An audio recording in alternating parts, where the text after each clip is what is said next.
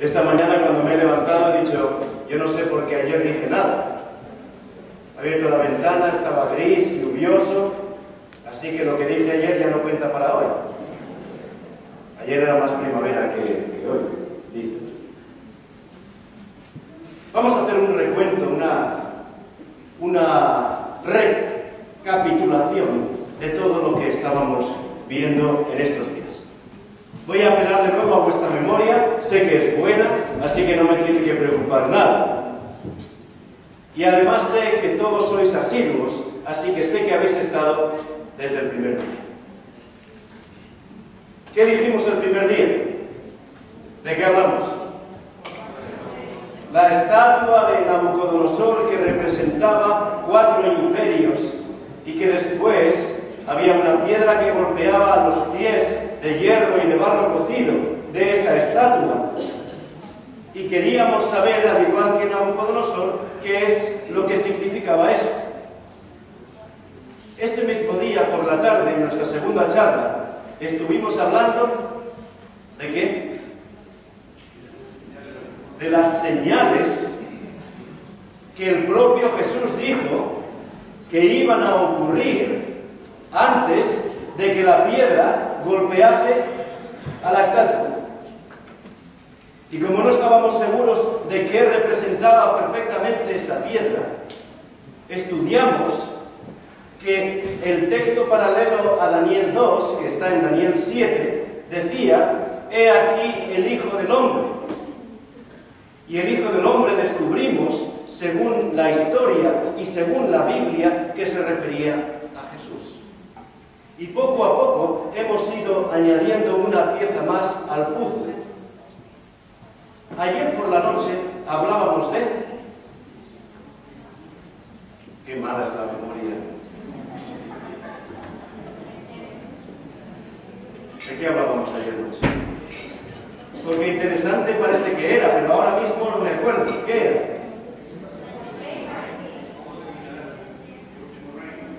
¿Os acordáis que hablábamos de que había personas que decían el mundo terminará así, terminará así?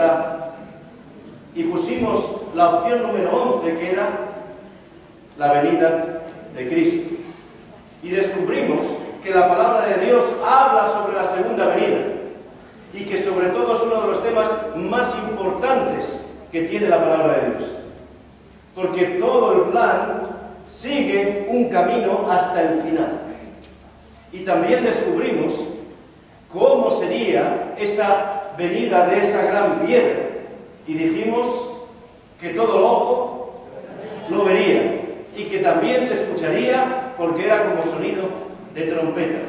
Pero recordamos que el texto decía: «Pero nadie sabe ni el día ni la hora, velad porque no sabéis cuándo vendrá el Señor». Por tanto, que decía que teníamos que estar preparados. Y eso es lo que estábamos estudiando.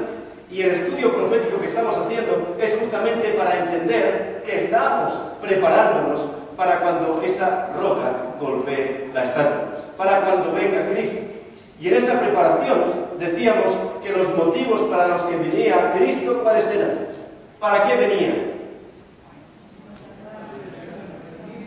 Oh, pastor. Eso ya es wicked, eso ya es malvado, porque eran muchas las causas. ¿Cuántas eran? 5. Vamos a ver si las podemos recordar. Vamos a ver si las recordamos. La primera: levantará a los que creyeron en Él de la muerte a la vida. Por tanto, las personas que creen en Dios resucitarán.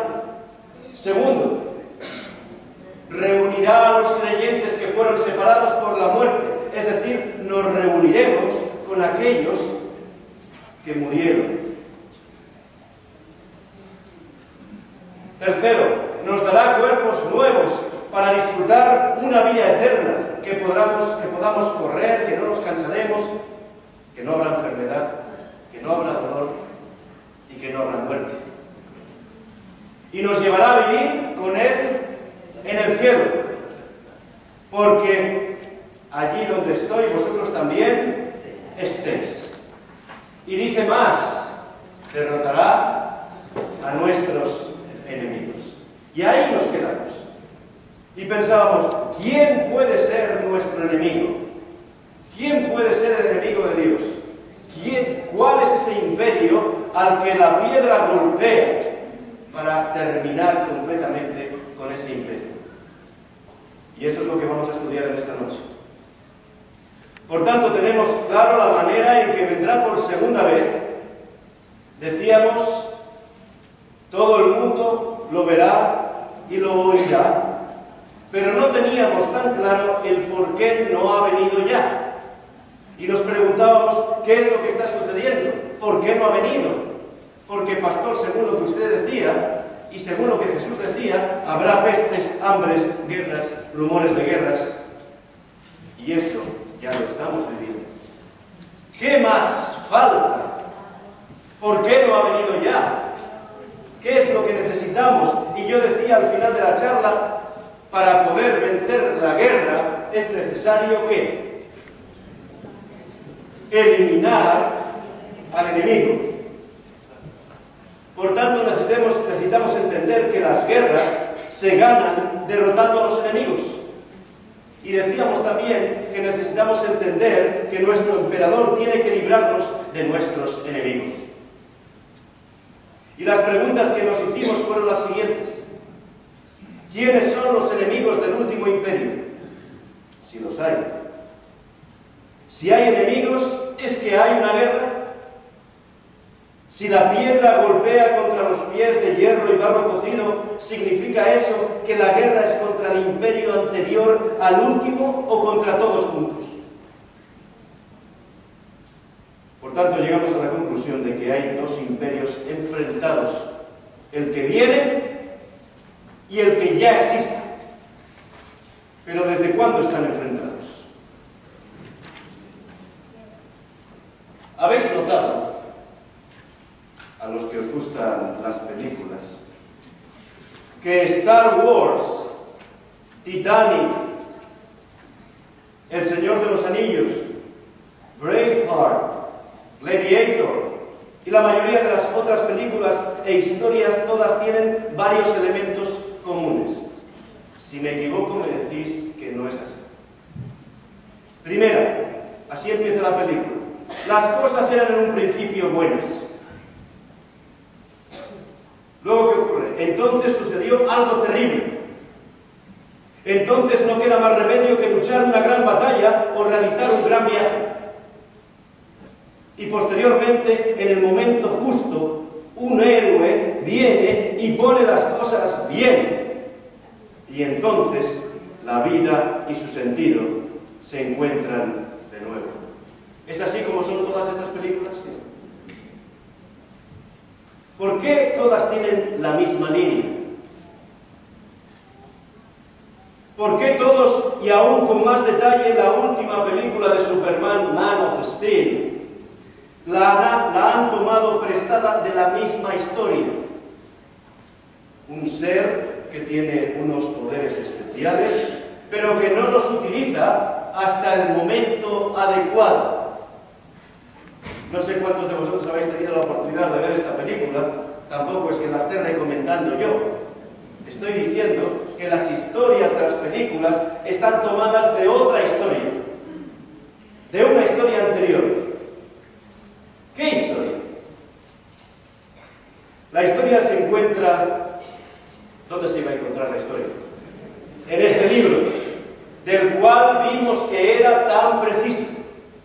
Es un enfrentamiento entre dos imperios. Lo podríamos llamar una gran guerra cósmica, si os parece, entre el bien y el mal. Vayamos entonces al principio, antes del comienzo de la vida en el planeta Tierra, antes del comienzo de la historia de la Tierra, antes del comienzo del sufrimiento y la muerte en el universo. Vayamos al principio, antes del comienzo de la vida, antes de la historia de la Tierra. Y para entender el principio tenemos que ir, para entender el principio de nuestras Biblias, tenemos que ir, es raro esto.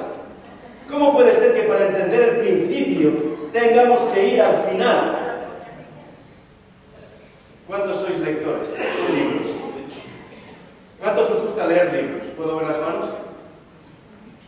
encanta leer libros. Soy un apasionado de la lectura. Y a veces lo que hacemos es trampa, ¿no? Empezamos a leerlo y decimos, esto está interesante. No puedo esperar más, hasta el final, a ver qué pasa con el personaje este. ¿Lo hacemos o no lo hacemos? No siempre, pero algunas veces. Lo más curioso es que para entender el principio de la Biblia, ahora tengamos que ir al final. Vamos a ir al final, a un libro que se llama Apocalipsis. Apocalipsis significaba... ¡Qué buenos estudiantes! ¿Revelación de quién? De Jesucristo. En Apocalipsis 12 y 13 se habla de 3 poderes malignos y se revelan los orígenes de esta titánica colisión de 2 imperios, así como la última batalla en esta guerra cósmica por el control global. Juan ve 3 poderes del mal: un dragón, una bestia con 7 cabezas, ¿y qué más? Y una bestia que según Juan dice que sale de la tierra. Hoy vamos a descubrir quién es este primer personaje, quién es este dragón que lidera este grupo. Y en los próximos días, porque ahora sí que ya entramos en pura profecía, como decía yo ayer, no se puede tragar sin antes haber masticado. Necesitábamos poner las bases para poder entender el resto de la profecía. Y empezamos con Daniel 2 y pusimos todas las bases, y hoy terminaremos de poner la base para mañana hablar de Daniel 7, y para el siguiente hablar de Daniel 8, y para el siguiente terminar con Apocalipsis 13. Yo os animo a que si tenéis una Biblia en vuestras casas, leáis el capítulo antes de venir. Así que ya sabéis, para mañana, Daniel 7. Eso hará que cuando yo esté hablando, vosotros ya sepáis de lo que estoy hablando. Pero las dudas que os genere la lectura, las responderemos aquí.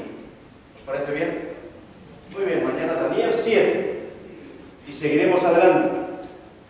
Hoy vamos a descubrir, por tanto, este dragón, y en los próximos días descubriremos a los socios del dragón. Siguiente. Apocalipsis 12, versículo 9. Y fue lanzado fuera el gran dragón, la serpiente antigua, que se llama Diablo y Satanás, el cual, ¿qué dice que hace? Engaña al mundo entero. Fue arrojado a la tierra y sus ángeles fueron arrojados con él. Si seguimos la dinámica que teníamos, tenemos que llegar a la conclusión de que lo que se dice en la Biblia es verdad. Habíamos descubierto que la profecía se cumple perfectamente en Jesús, y que lo que dijo Jesús se cumplió perfectamente después. Y también descubrimos en Daniel 2 que aquello que se había dicho anteriormente se fue cumpliendo paso a paso, y nosotros, los que vivimos en este tiempo, podemos afirmar que los imperios se fueron sucediendo uno tras de otro.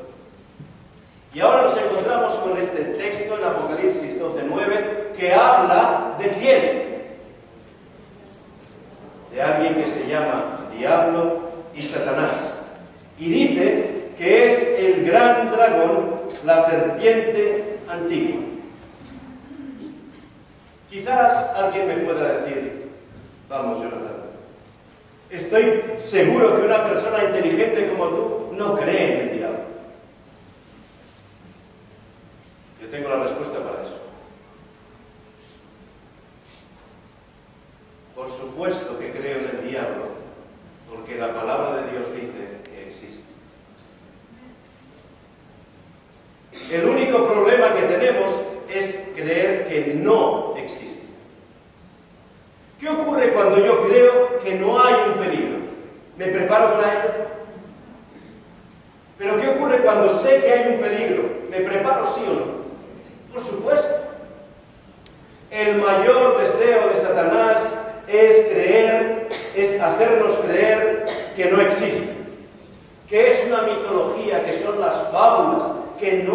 cierto.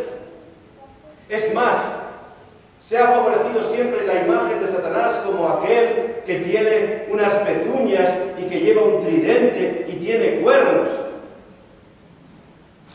Y eso es lo mejor que puede pasar. Porque así creemos que no es un ser vivo, que no es cierto y que todos son fábulas e invenciones. Pero para aquellos que creemos que esto es un libro inspirado y que lo que dice es verdad, sabemos que el diablo existe. Recuerdo la historia de un pueblo chino que se cansó de un bandido y sus hombres que robaban sus cultivos después de la cosecha de cada año, por lo que se creó un grupo policial armado para proteger al pueblo. El bandido, sabiendo esto, no atacó durante varias cosechas.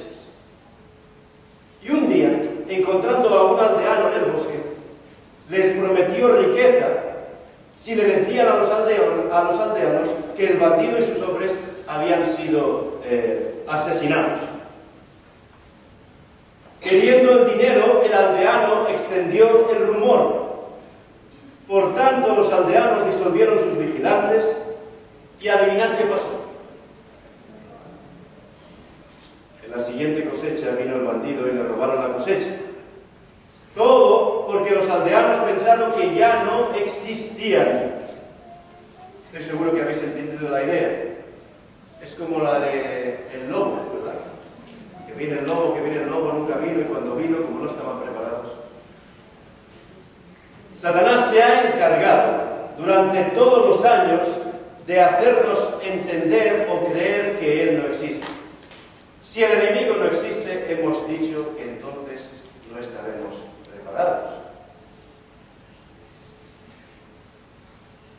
¿Quién es este dragón diablo y de dónde ha salido?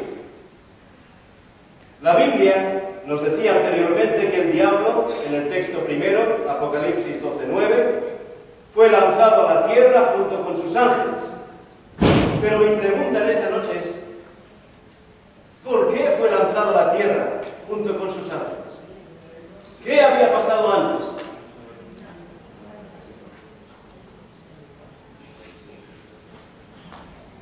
Vamos un poquito antes. Es que Jonathan, tú siempre das primero y luego vamos para atrás. Apocalipsis 12:7. Después hubo, ¿qué hubo? Una gran batalla en el cielo. Miguel y sus ángeles luchaban ¿contra quién?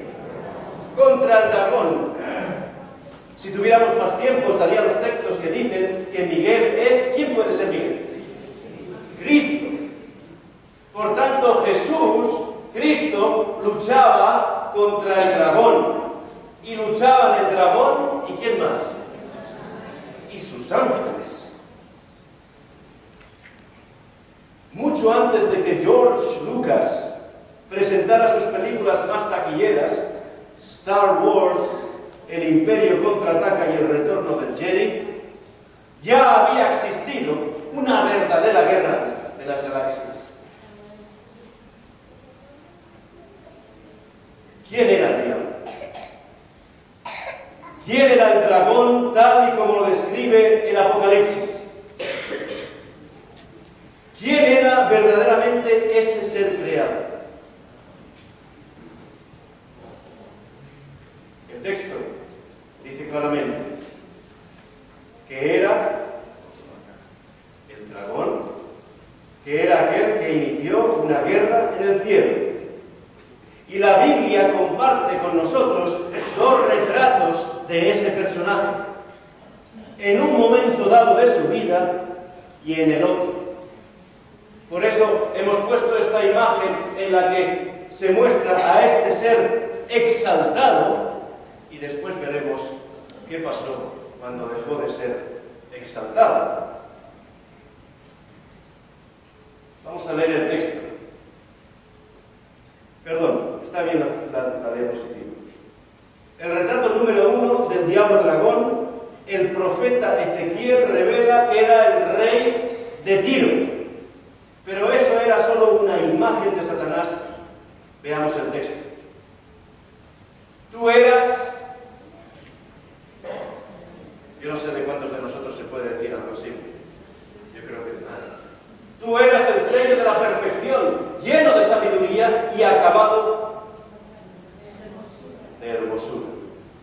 En Edén, en el huerto de Dios estuviste.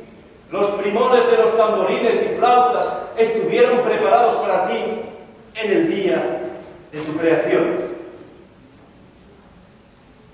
Pero sigue diciendo algo más el profeta. Tú, querubín grande, protector, yo te puse en el santo monte de Dios. Allí estuviste, y en medio de las piedras de fuego te paseabas. Entendamos que es una forma de hablar. Cuando se habla de las piedras de fuego, son las piedras que son brillantes, que no hay nada más potente en el tiempo en el que hablaba Ezequías que el fuego. Por tanto, las piedras refulgentes, brillantes, espectaculares, es por donde se paseaba Lucifer. Veamos quién es este dragón diablo que peleó contra Dios. Es evidente que esto va mucho más allá del rey de Tiro. Se refiere a alguien que existía antes de Tiro. ¿Por qué? Por las tres características que da. Dice lo siguiente: porque él estaba en el jardín del Edén. Tiro no estaba. Porque él fue creado por Dios y porque él era el ángel querubín. No sé cuántos de vosotros estáis familiarizados con las categorías de ángeles, ¿verdad? Ángeles, y los que están por encima de los ángeles, arcángeles, y después serafines, y después querubines, y arriba del todo el querubín protector. Además, dice el texto, tú querubín protector, el que estaba al lado de Dios como ser creado. Por tanto, de todos los seres creados, Lucifer era el primero.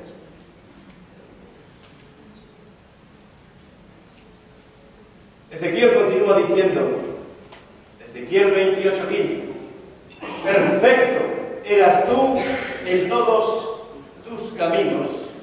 ¿Hasta cuándo?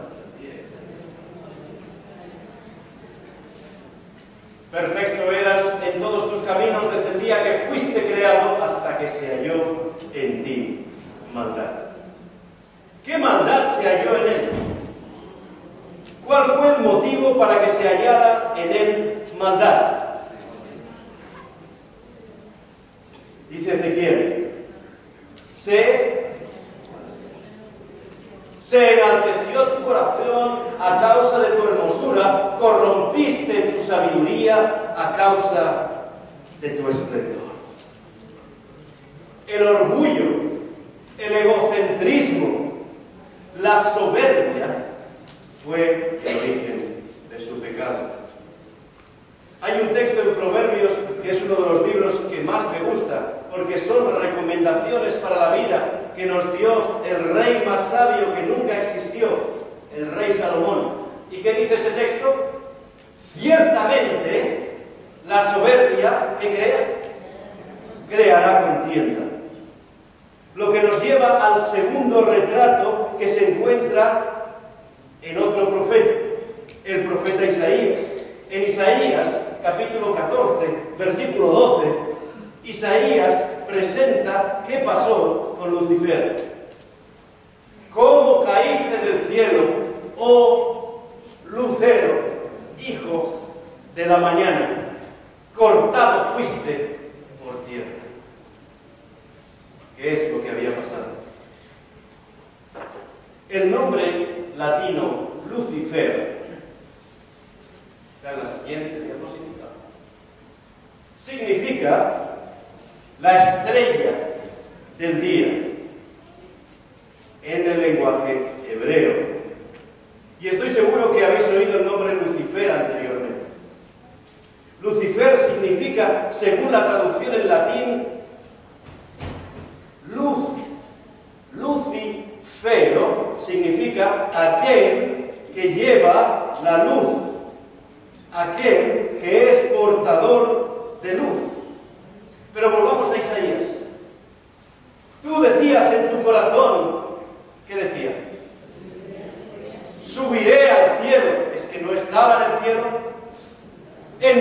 alto, cuán más alto, cuánto más tenía que subir. Junto a las estrellas de Dios levantaré, ¿qué dice? Mi trono. ¿Qué dice más el texto? Y en el monte del testimonio me sentaré. A los lados del norte, sobre las alturas de las nubes subiré. ¿Y qué dice más? Y seré semejante al Altísimo. Esta es la traducción que nos ha llegado hasta ahora. Pero lo más interesante, ¿sabéis qué es, mis queridos amigos? En el original dice, y seré el Altísimo. No dice semejante. En el original hebreo no dice semejante, dice, seré el Altísimo. ¿Habéis notado en este texto algo que se repite una y otra vez? Hay una continua búsqueda de la adoración propia, codiciando ser Dios. Ser fue el origen de todos los problemas. Hay una diferencia entre el ser creador y el ser creado. Pero él deseaba ser Dios. Es más, no solo deseaba, sino que, dice el texto, ¿no lo dice este? ¿Qué dice? Codiciaba ser Dios. ¿Cuál es el problema de la codicia? ¿Qué diferencia hay entre desear y codiciar? No son sinónimos.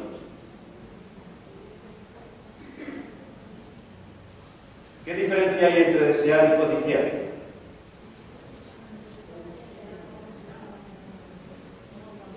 Desear significa que a mí me gustaría alcanzar aquello. Desearía alcanzarlo. Codiciar significa que voy a hacer todo lo que sea necesario, bueno y malo, para alcanzarlo. Esa es la codicia. Y eso fue el problema de Lucifer. El amor al poder, el deseo de ocupar el lugar de Dios en lo alto, cómo conseguir ser Dios, eso es lo que deseaba. La codicia estaba instaurándose en el corazón de Lucifer. Y ahora el único problema que había que solucionar era cómo conseguir ser Dios. ¿Cómo lo iba a conseguir? ¿Cómo era posible? ¿Cómo podría conseguir ser Dios? ¿Cómo lo hizo? ¿Dónde lo dice? En la palabra de Dios. Jesús lo enseñó muy claramente. Veamos el texto que nos trae. ¿Quién puede traernos un texto que nos hable de Jesús y de las batallas y de las guerras? ¿De quién estamos hablando siempre? ¿De la revelación? ¿Quién escribió la revelación de Jesucristo? Juan. Dice Juan, en el capítulo 8, versículo 44, vosotros sois de vuestro padre el diablo. ¿Por qué somos de nuestro padre el diablo? Y los deseos de vuestro padre queréis hacer. Y dice más, él ha sido homicida desde el principio. ¿Desde cuándo? Desde el principio. ¿Qué dice más? Y no ha permanecido en la verdad porque no hay verdad en él. Cuando habla mentira, ¿de quién habla? De suyo, de sí mismo habla, porque es mentiroso y padre de mentira. Él es el padre de la mentira, es el autor del engaño, es, como dice el texto, un homicida, un asesino desde el principio. Por tanto, él es el autor de la muerte.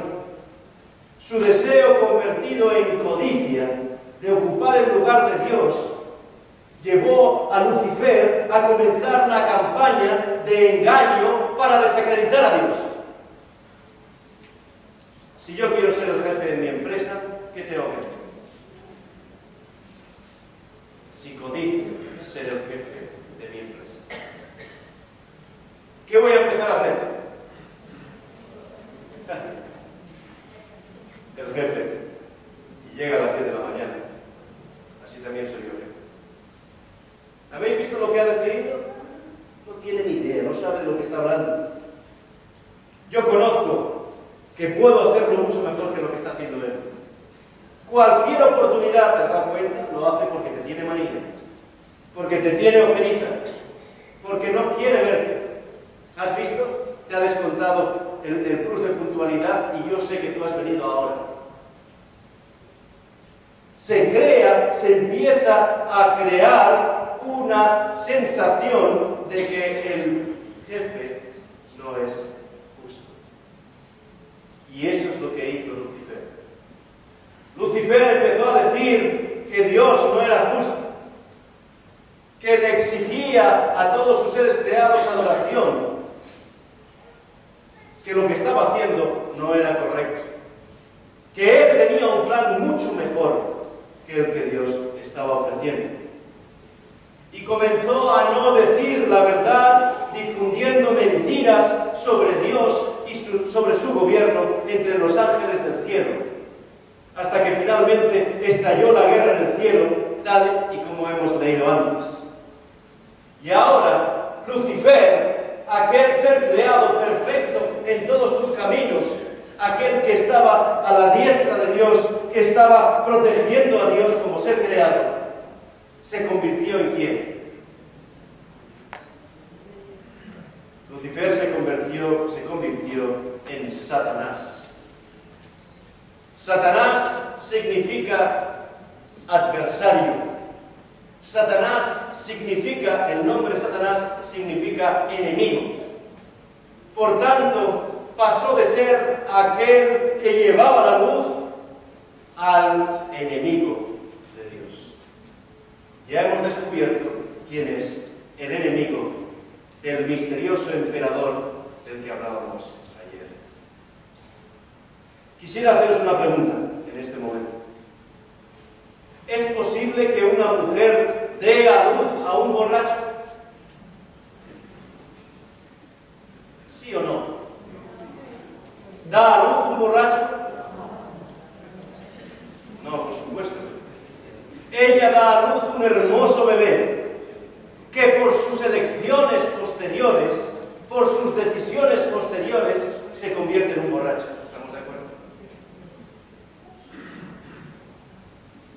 De la misma manera, Dios no creó a Satanás. Dios no creó un enemigo. Dios creó un ser perfecto e inocente que por sus propias elecciones se convirtió en el adversario del propio Dios y pasó a llamarse Satanás. Tal fue el poder de la mentira,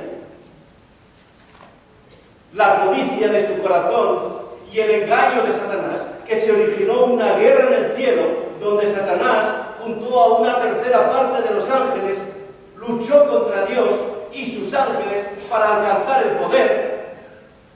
¿Y qué ocurrió? ¿Qué hemos leído antes? ¿Qué dice la palabra de Dios? Que finalmente Satanás y ese tercio de los ángeles de Dios fueron echados por tierra, fueron echados del cielo a la tierra. Y diréis, ¿dónde está eso exactamente en la Biblia? ¿Dónde dice la Biblia que hubo una guerra en el cielo y que los ángeles, una tercera parte de los ángeles, junto con Satanás, fueron lanzados a la tierra? ¿Dónde puede decir algo que nos habla del principio, pero que está al final? Qué inteligentes. Apocalipsis. Vamos a ver el texto. Apocalipsis 12. Otra vez vas para atrás. Nos cuentas lo que pasa adelante. Del 9 pasamos al 7 y ahora pasamos al versículo 3 y 4. Versículo. También apareció otra señal en el cielo. He aquí un gran dragón escarlata, que tenía 7 cabezas y 10 cuernos, y en sus cabezas 7 diademas. Hasta aquí no he entendido nada. ¿Verdad? Empezamos a leer y empezamos a ver animales, cabezas, cuernos. No entiendo nada. No os preocupéis. Este seminario profético está para explicar. Vamos a seguir. Y su cola, la cola del dragón, arrastraba la tercera parte de las estrellas del cielo. ¿Y qué pasó? Y las arrojó sobre la tierra. Notemos aquí que en el lenguaje figurado, las estrellas son el símbolo de los ángeles, así como el gran dragón es el símbolo de Satanás, porque lo hemos leído anteriormente. Dice el versículo 9, ese texto por el que hemos empezado a hablar del dragón: y fue lanzado fuera el gran dragón, la serpiente antigua, que se llama Diablo y Satanás. Por tanto, no tenemos ninguna duda de que cuando se habla de dragón en la Biblia se está refiriendo ¿a quién? A Satanás, al diablo, el cual engaña al mundo entero. Fue arrojado a la tierra y sus ángeles fueron arrojados con él. No sé para vosotros, pero para mí el tema está muy claro. Ahora bien, si Dios conoce el futuro como así lo hemos visto, y conocía lo que iba a pasar a Lucifer, ¿cuál es la siguiente pregunta? ¿Cuál es la siguiente pregunta? ¿Por qué no destruyó a Satanás inmediatamente? En cuanto se reveló, sabiendo lo que iba a ocurrir, sabiendo que esta tierra iba a sufrir las consecuencias de su gobierno, el gobierno de Satanás, durante tantos años, ¿por qué no destruyó a Satanás inmediatamente? ¿Alguna idea? ¿Por qué no? ¿Por los ángeles? Seguro que se nos habría ahorrado muchísimos problemas. Permitidme ilustrar el asunto con la siguiente imagen. Ya sé que estoy antiguo con esta foto. Ya lo sé. Supongamos que vuestra ex primer ministra, aunque inocente, estuviera acusada de malversar dinero del gobierno por algunos de los ministros de su gabinete. ¿Pensáis que demostraría su inocencia ella si trajera a la policía de seguridad y les disparara uno tras otro a aquellos que iban a hablar mal de ella? ¿Que le iban a acusar inocentemente? ¿Qué demostraría eso? Difícilmente pensaríamos que ella era inocente, porque ¿por qué tiene que asesinar a esas personas? ¿Será que sabían la verdad y por eso los eliminó? Ahora volvamos a nuestra historia. Lo mismo podría decirse en el caso de Satanás. Si Dios hubiera eliminado a Satanás, ¿qué hubiera pasado con los demás seres creados?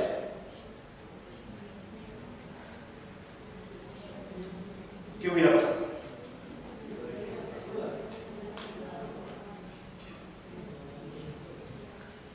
Este se ha meneado un poquito y lo ha eliminado.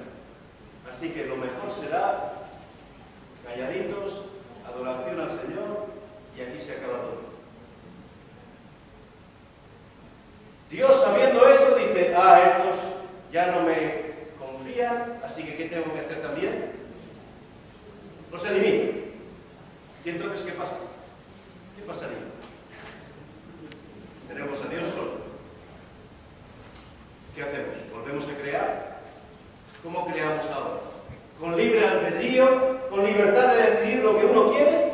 ¿O los hago autómatas para que nadie se vaya a la derecha o a la izquierda? No es tan difícil de razonarlo. ¿Por qué entonces no fue eliminado Satanás? Hay algo que dice la palabra de Dios, y que es así, que lo podemos ver también en nuestras vidas, pero lo veremos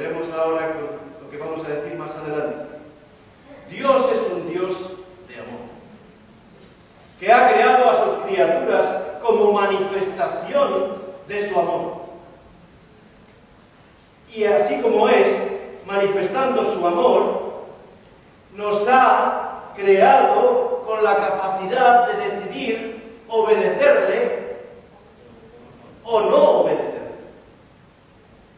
Y esto, queridos amigos, es extraordinario. Un creador que te crea con la capacidad de que diga, ¿sabes qué te digo? Que no quiero servirte, no quiero hacerte caso y no quiero hacer nada de lo que tú estás diciendo. Y aún así, tú has sido creado.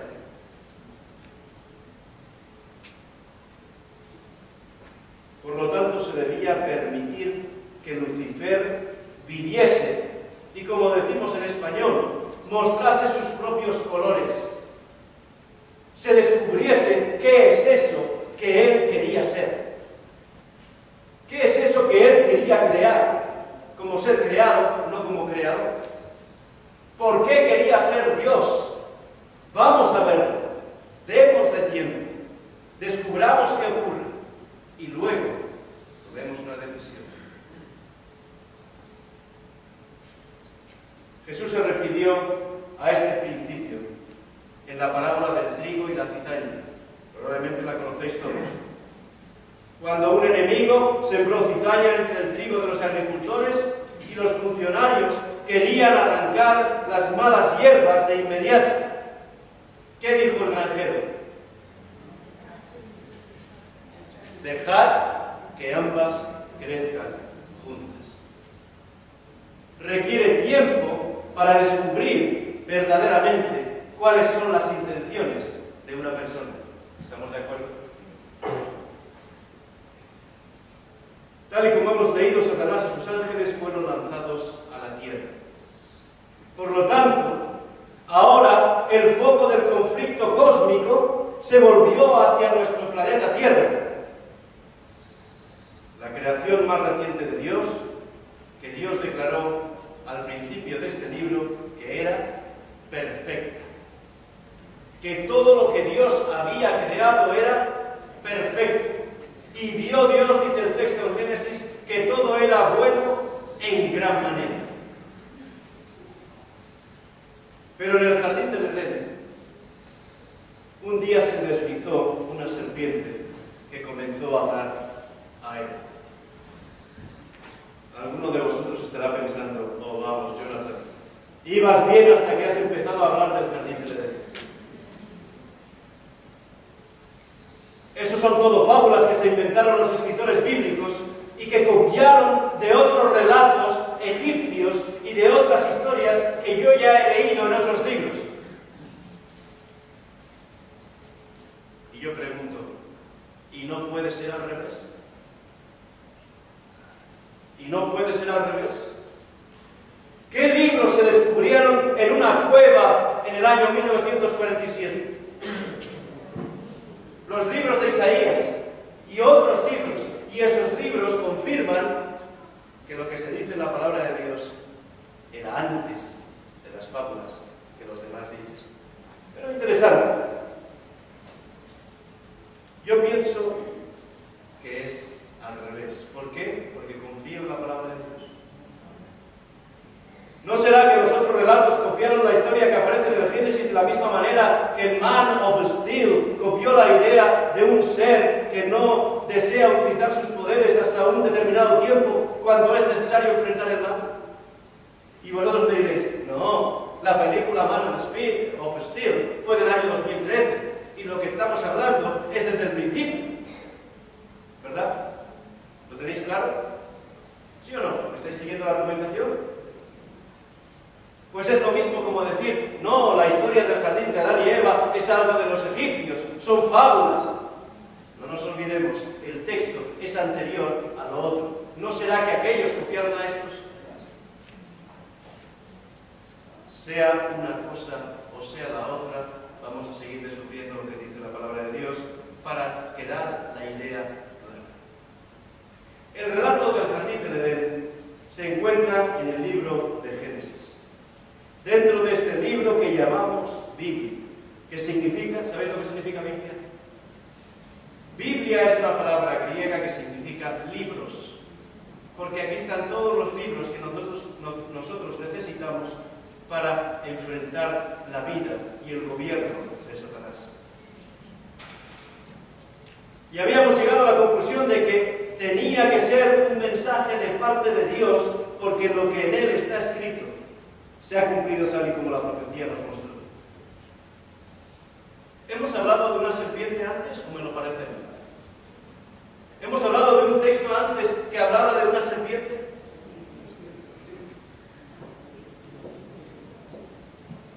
Vamos a ver el texto. Y fue lanzado fuera el gran dragón, ¿qué dice?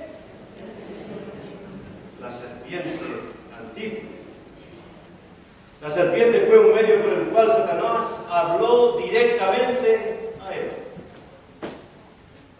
Pero antes de seguir adelante, vamos a decir algo sobre el amor genuino.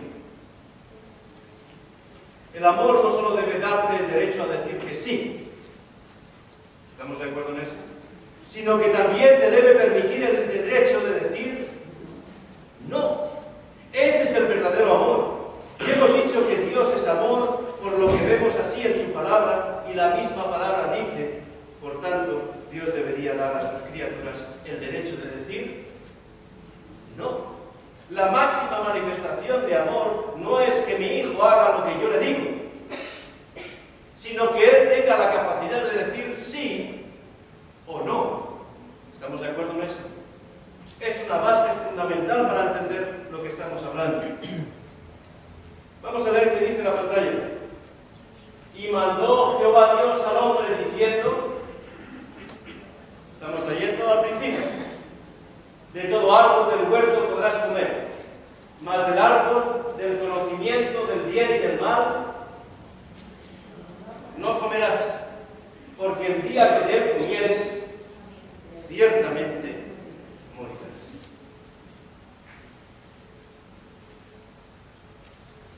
El árbol se convirtió en una especie de urna para votar si se quiere. Dios estaba dando a los humanos la oportunidad de ejercer su libertad de elección.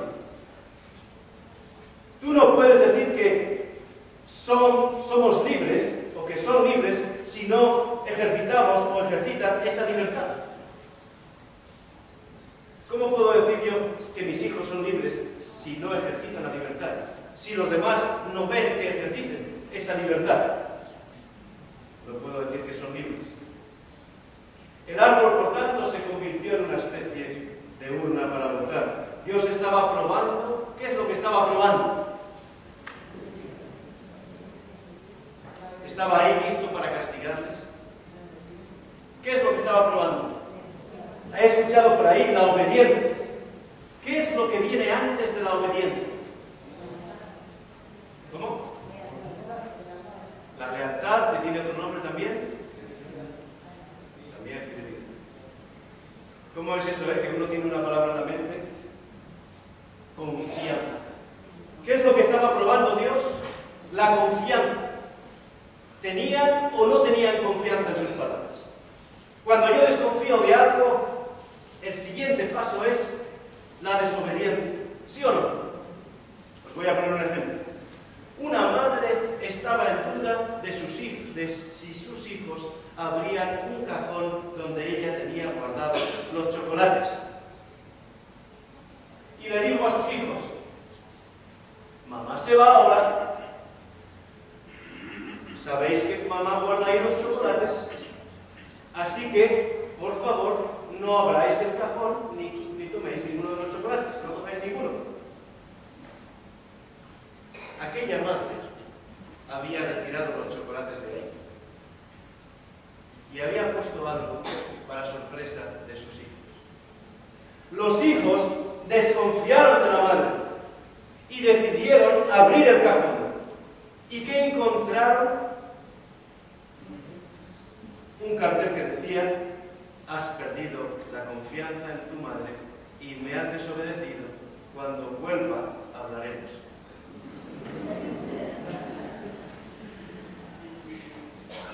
Antes de la desobediencia está la desconfianza.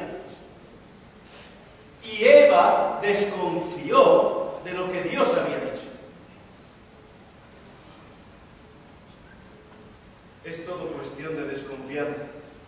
Veamos qué ocurrió entonces en aquella ocasión, tal como nos dice la Biblia. Pero la serpiente era astuta, más que todos los animales del campo que Jehová Dios había hecho, la cual dijo a la mujer, ¿qué dice? Con que Dios os ha dicho, no comáis de todo árbol del huerto. ¿Os acordáis del texto anterior? ¿Podemos ir hacia atrás? Eso es. Atrás, uno más. ¿Qué dice? De todo árbol del huerto podréis comer. Eso es lo que dijo Dios a Adán. Mas el árbol del conocimiento del bien y del mal no comerás, etcétera, etcétera. Vamos otra vez a la que teníamos. ¿Qué dice la serpiente? Con que Dios os ha dicho, no comáis de todo árbol del huerto. ¿Había dicho Dios eso? ¿Quién es el padre de la mentira? ¿Quién genera la confusión en la mente? Evidentemente, con que Dios ha dicho que no comáis de todo árbol del huerto. ¿Y qué sigue? ¿Qué dice más el texto? Entonces la serpiente dijo a la mujer, no moriréis. Dios le había dicho a Adán, moriréis. La serpiente le dice a Eva, no moriréis. Por tanto, hay que tomar una decisión, ¿sí o no? ¿Qué decisión tenían que tomar? ¿En quién confiaban? ¿En las palabras de Dios o en las palabras de la serpiente? Pero hay algo aquí, en estas palabras de la serpiente, que nos recuerdan algo del pasado que hemos estudiado ya hoy mismo. Dice el texto, no moriréis, sino que sabe Dios que el día que comáis de él, ¿qué dice? Serán abiertos vuestros ojos y seréis, en el original vuelve a decir, y seréis Dios. Y seréis Dios, sabiendo el bien y el mal. ¿Mentía aquí la serpiente?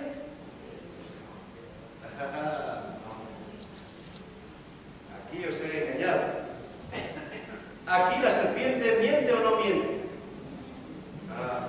Hay sís y nos en todo el grupo. Y los dos tenéis razón. Serán abiertos vuestros ojos, ¿verdad o mentira? Verdad. Seréis como Dios, ¿verdad o mentira? Mentira. Sabiendo el mal y el bien, o el bien y el mal, ¿verdad o mentira? Verdad. ¿Verdad?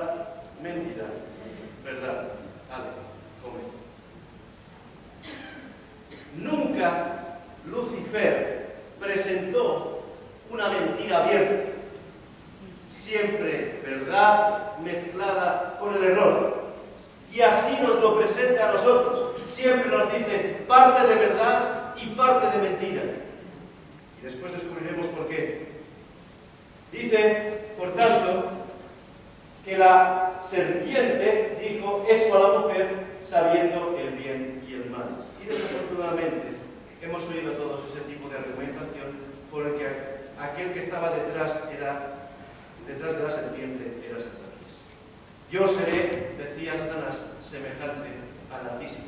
Y ahora, para testar la confianza en las palabras de Dios, les dice, seréis Dios, seréis como dioses. Observemos, los ataques del diablo son sobre el carácter de Dios.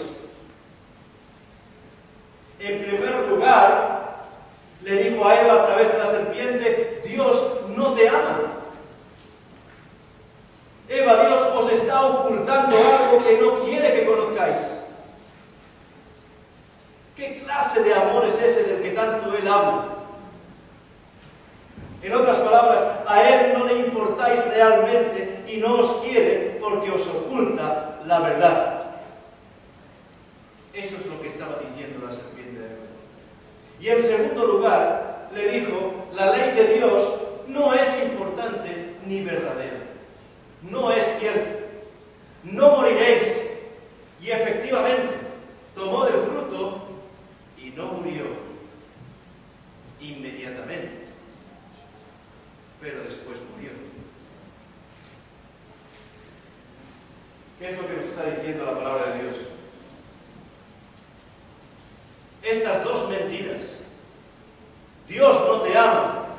¿No ves lo que está pasando en tu vida? ¿No ves las desgracias que están pasando en tu vida? ¿Cómo puede existir un Dios que dice que te ama si te está pasando todo esto? A lo que habría que responder, tú lo estás provocando todo esto. ¿Por qué tengo que acusar a Dios de algo que Él no ha hecho? Y la segunda, ¿cuál es? Los mandamientos de Dios no son importantes. No cumplamos ninguno de los mandamientos de Dios y veremos cómo nos va en la vida. Tan solo uno de ellos. Honra a tu padre y a tu madre. ¿Qué dice? ¿Para qué? Para que tus días se alarguen. ¿Dónde? Aquí, en la tierra que Jehová tu Dios te da. Y honrar significa respetar y recordar aquellas recomendaciones que nuestros padres nos han dicho. Y qué bien nos hubiera venido en ciertos años de nuestra vida recordar lo que nuestros padres nos dijeron. Y a veces, cuando llegamos a cierta edad, decimos, ¿cuánta razón tenía mi padre? Eso se nos ha venido siempre susurrando. Por tanto, le dijo Satanás a Eva, confía en mí, Eva. Elige tus deseos, codiciar, y desconfía de Dios. Y lamentablemente, el relato sigue diciendo, y vio la mujer que el árbol era bueno para comer y que era agradable a los ojos, y árbol codiciable para alcanzar aquello que me dice la serpiente. Y tomó de su fruto y comió, y dio también a su marido, el cual así comió así como ella. ¿Sabemos cuál fue el resultado? Satanás les engañó. Y este planeta llamado Tierra se convirtió en un planeta en rebelión. Así que vuelve la misma pregunta de antes. ¿Por qué no destruyó Dios a Adán y a Eva? Ya hemos explicado anteriormente las dos razones principales. En primer lugar, ¿por qué? Porque Dios les amaba. Y segundo, porque era necesario darle el tiempo a Lucifer para mostrar sus verdaderos colores, para que se viera quién era y qué pretendía Lucifer. Pero hay una tercera razón que vamos a descubrir en un momento. Y así entró la enfermedad, la destrucción y la muerte en nuestro mundo. ¿Y quién es el responsable? ¿Es Dios el responsable?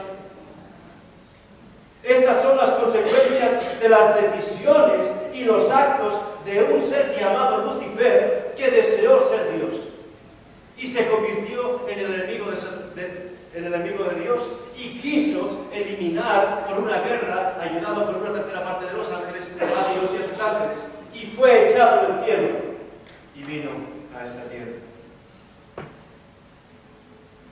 El libro más antiguo de toda la Biblia, escrito aún antes que el Génesis, se llama el libro de Job. Y en él se nos relata el sufrimiento de Job. Y en el capítulo 1 y 2, y sigo diciendo que creo lo que dice la palabra de Dios, porque tenemos más que pruebas suficientes para creerlo así. En el capítulo 1 y 2 del libro lo deja muy claro. Si tenéis oportunidad de leer en vuestras casas, Satanás causó la destrucción de sus animales y la muerte de sus hijos y su propio dolor físico. Por tanto, Satanás es el autor del sufrimiento humano que vivimos en este mundo. Pero siendo como es astuto y padre de la mentira, distorsiona todo y echa la culpa de todo a Dios. Nace un niño con un síndrome de lo que sea, es culpa de Dios. Hay un terremoto enorme, es culpa de Dios. Hay un accidente de tráfico, Dios lo ha permitido. Pero eso no es así. Eso no puede ser así. La palabra de Dios dice que Dios es un Dios de amor, por tanto, hay alguien que le está haciendo la cama a nuestro Creador. ¿Entendéis la expresión? Ya. Le está haciendo todo el juego por detrás para que luego nosotros pensamos que es culpa de quién?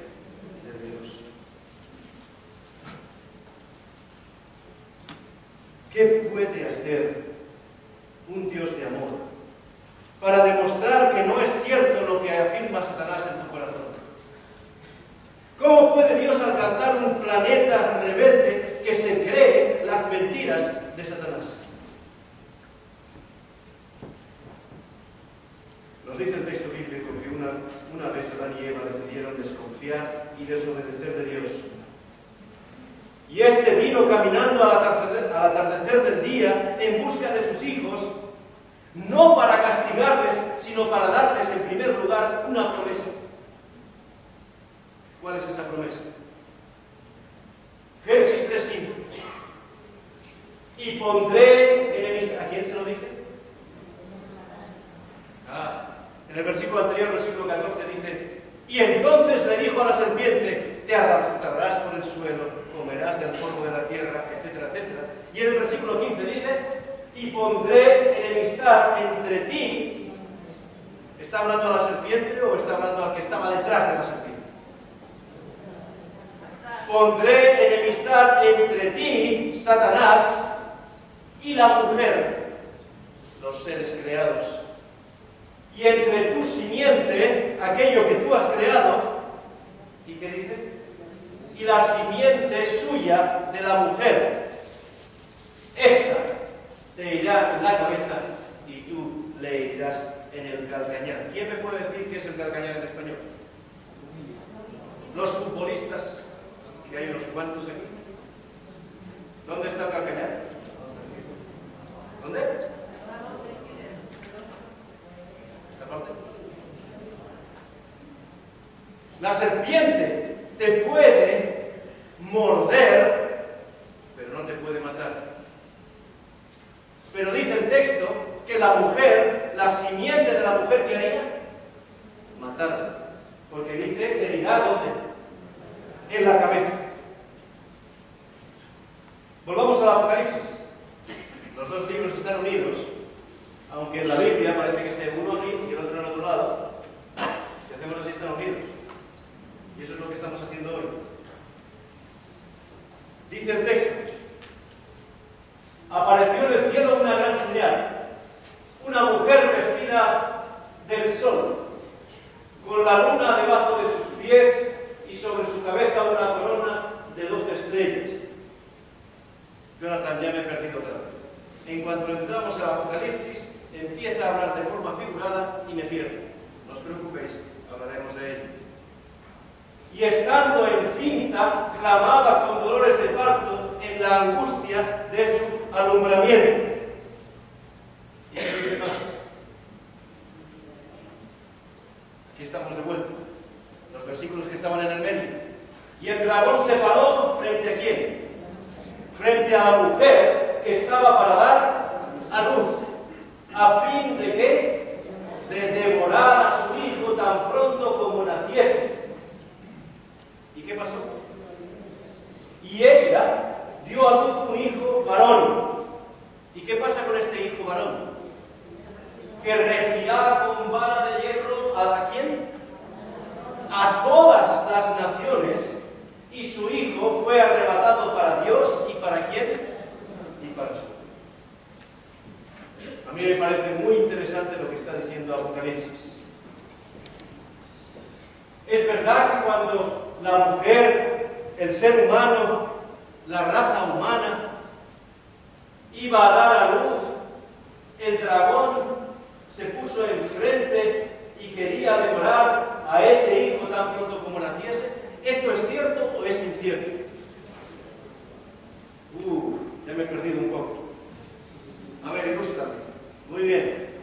Si decimos que la mujer representa a la raza humana, y si decimos que estaba a punto de dar a luz a un hijo que luego sería el que regiría a todas las naciones y que estaría junto a Dios y en su trono, ¿de quién está hablando Apocalipsis? Evidentemente, el dragón ya sabemos quién era. ¿Quién era? Satanás está esperando un momento histórico. ¿Y dónde está el momento histórico? ¿Os acordáis que el otro día dijimos que los textos de la Biblia tienen la información necesaria para no perderlos? Vamos a ello. ¿Cuál era el texto que hablaba de Jesús y de su nacimiento? Mateo. Vamos a ir a Mateo para descubrir lo que pasó después del nacimiento del hijo varón. Mateo 2:13. Un ángel se le aparece a José, según el texto bíblico, ¿y qué le dice? Estaban todos contentos. La mujer había dado a luz un hijo varón. ¿Y qué ocurrió? Se aparece el ángel y le dice a José: levántate y toma al niño y a su madre. ¿Y qué dice? Y huye a Egipto y permanece allá hasta que yo te diga. Porque acontecerá que no sé qué pasa, que a veces se quedan las mayúsculas que no se ven. No es una rata. Herodes buscará al niño para matarlo. ¿A quién le gusta la historia? En la historia se cuenta perfectamente que Herodes trató de matar a todos los niños que habían nacido en Nazaret. Perdón, en Belén. A todos los que habían nacido, para asegurarse de que iba a eliminar al hijo de la mujer que había nacido. ¿Os dais cuenta? La historia confirma el texto bíblico. Eso es lo que pasó exactamente. ¿Pero qué pasó? El dragón no pudo devorar. Estaba listo a devorar, pero no pudo devorar. El dragón no pudo devorar, sino que Jesús vino al río Jordán y fue bautizado por Juan. ¿Pero qué pasó antes de eso? ¿Alguien se acuerda? Satanás tentó en el desierto ¿a quién? Y quiso eliminarlo. Le tentó suficiente como para que él no cumpliese con su misión. Le dijo: todo esto te daré, como si él fuera el propietario de esta tierra, si postrado me adoras. ¿Y qué contestó Jesús?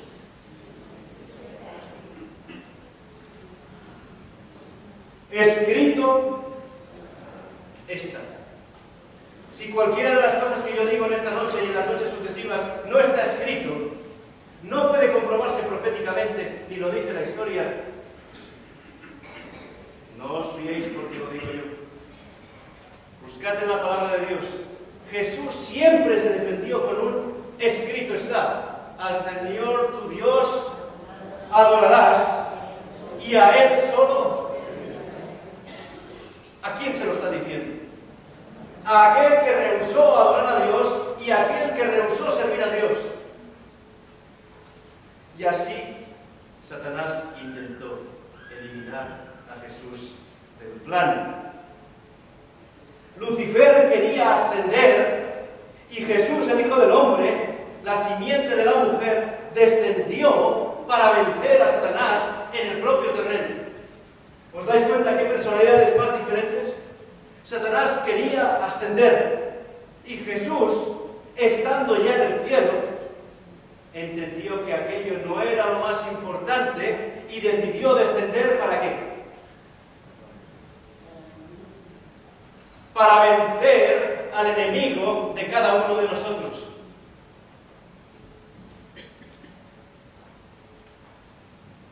Dios no solo nos visitó, dice que se llamaba Emmanuel, que significa Dios con nosotros. Dios se hizo común y por tanto devastaciones, enfermedades, destrucciones, muerte y desesperación no son actos de Dios. Son todo actos de Satanás.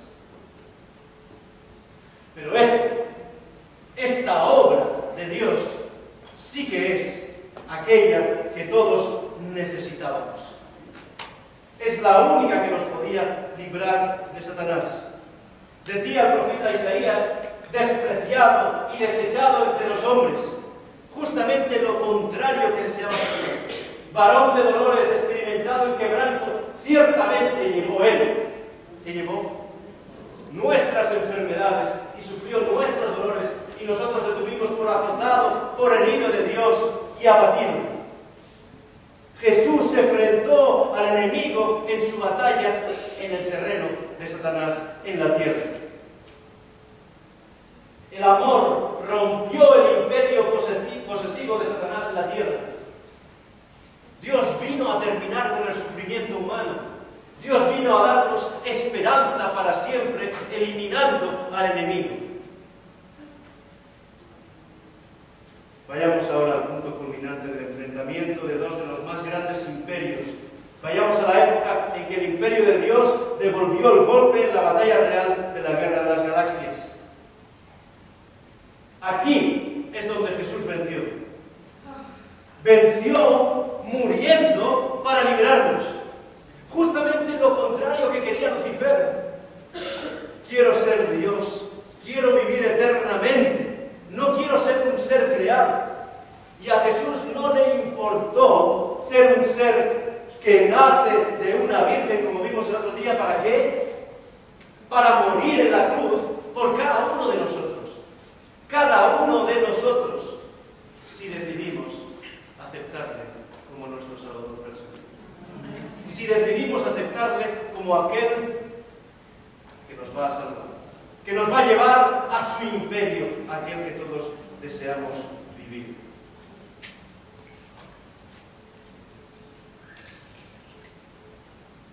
Dice el texto siguiente: así que por cuanto los hijos participaron de carne y sangre, él también participó de lo mismo, para destruir por medio de la muerte. Esto es porque, como yo lo he dicho, me gusta citar el texto bíblico para que veáis que no lo digo yo. Para destruir por medio de la muerte al que tenía el imperio de la muerte, esto es, al diablo. ¿Y qué dice más? Y librarnos a todos los que por el temor de la muerte estaban durante toda la vida sujetos a la servidumbre, a la esclavitud de Satanás. Cristo venció a Satanás en la cruz. ¿Por qué? Porque las dos acusaciones de Satanás eran: Dios no es justo y no te ama. En primer lugar, porque la justicia de Dios se demostró en la muerte de Jesús. Dice el versículo de Romanos 3:25, a quien Dios puso como propiciación por medio de la fe en su sangre. ¿Para qué? Para manifestar cómo es la justicia de Dios. Y no es ni se parece a la que Satanás dice que Dios tiene. Recordemos lo que Dios le dijo a Adán y Eva cuando los hizo. Dice el texto: mas del árbol de la ciencia del bien y del mal no comerás, porque el día que de él comieres, ciertamente, y eso es una realidad que vemos todos los días, morirás. Pero ¿cómo podemos vencer la muerte? ¿Cómo podemos hacer para evitar este sufrimiento? Dice el versículo siguiente. Mas Dios, ¿cómo muestra su amor? ¿Os acordáis que Satanás decía: Dios no te ama? ¿Cómo muestra su amor para con nosotros? En que siendo aún pecadores, es decir, no merecedores de nada, Cristo, no lo digo yo, queridos amigos, lo dice la Biblia, Romanos 5:8, Pablo escribiendo a los romanos: Cristo murió por nosotros. Y eso es lo que sucedió en el Calvario. Y hay un texto muy conocido por todos y cada uno de nosotros que escribe ¿quién? Juan, el mismo que escribe Revelación de Jesucristo, es decir, el Apocalipsis. ¿Por qué? Porque Juan era el discípulo amado, porque Juan conocía perfectamente y es el único capaz de explicarnos con todo detalle cómo nos amaba el Hijo y cómo nos amaba Dios. Dice: porque de tal manera amó Dios al mundo. Hay una H, que ha dado a su Hijo unigénito. ¿Cuál es esa manera? De tal manera amó Dios al mundo. ¿Cuántos de vosotros tenéis hijos? Imaginaos ahora que un desgraciado, drogadicto, borracho, que no tiene nada que vivir en la vida, que es una mala persona, que es un sanguinario y que hace todo tipo de maldades, pero tú amas tanto a ese hombre que das a tu Hijo inocente para que por su muerte ese pueda vivir. Esa es la manera en que nos ama Dios. Esa es la manera que nos ama Él. Satanás fue expuesto como un mentiroso y como un asesino. Dios nos amó tanto que murió por nosotros, y aquí fue cuando el imperio de Dios devolvió el golpe en la verdadera guerra de las galaxias. Recapitulemos para terminar. Daniel 2 nos ponía en la pista de lo que sucedería. Una gran destrucción final, ¿cierto? El propio Jesús le dijo a sus discípulos qué ocurriría antes de que llegase la gran piedra. Y descubrimos que el Hijo del Hombre es Jesús y que esa piedra representaba su venida. Y ayer comprobábamos que su venida sería audible y visible, y nos preguntábamos por qué no ha venido ya. Y hoy hemos descubierto quién era el enemigo a vencer y la certeza de que ya está vencido. Pero ¿qué me diríais si os dijese que en Daniel 7 el propio Daniel recibió una visión?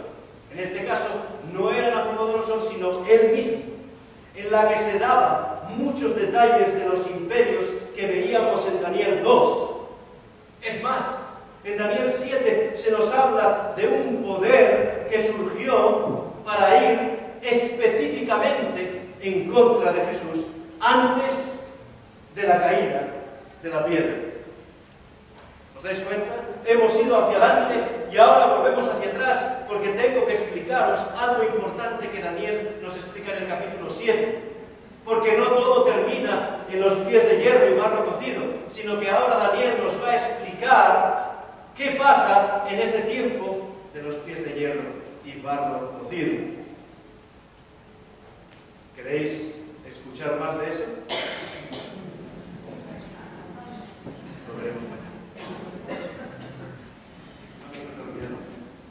Me gustaría que elevásemos una oración al Señor como despedida de esta conferencia de hoy.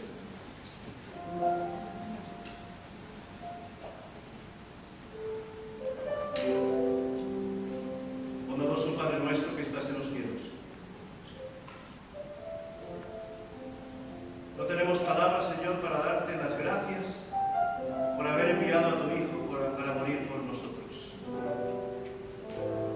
Sabemos hoy que lo que nos ocurre en esta vida no está causado por ti, porque tú eres un Dios de amor que deseas lo mejor para nosotros, que tú no tenías preparada esta vida para nosotros, sino una vida eterna, sin sufrimiento, enfermedades ni dolor.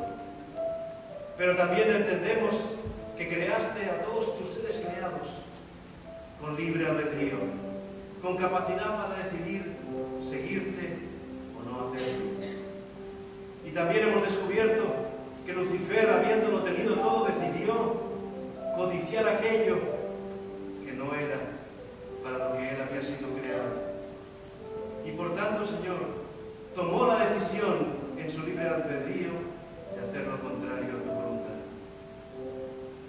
Finalmente sufrimos las consecuencias en este mundo, pero también sabemos hoy, gracias a la profecía de Daniel 2 y a todas las profecías que vamos a escuchar en estos días que vienen, que tú tienes un plan maravilloso para nosotros. Que no importa cuán angustiados estemos por las frustraciones de esta vida, tú tienes una vida preparada para nosotros, para todos aquellos que creamos en tu palabra, confiamos en ti como el emperador del último imperio y aceptemos tu muerte en la cruz por nuestros pecados y por nuestros errores. Te pedimos, Señor, en la soledad de esta noche, cuando nos acostemos, que podamos reflexionar en estas palabras, que nos demos cuenta de que todo está preparado para el último imperio, que tú estás a las puertas y que tú abres nuestros ojos para ver la realidad. Te pedimos, Señor, que podamos seguir aprendiendo más y más sobre tu palabra, que confiemos en ella como nuestra guía para la vida y que un día podamos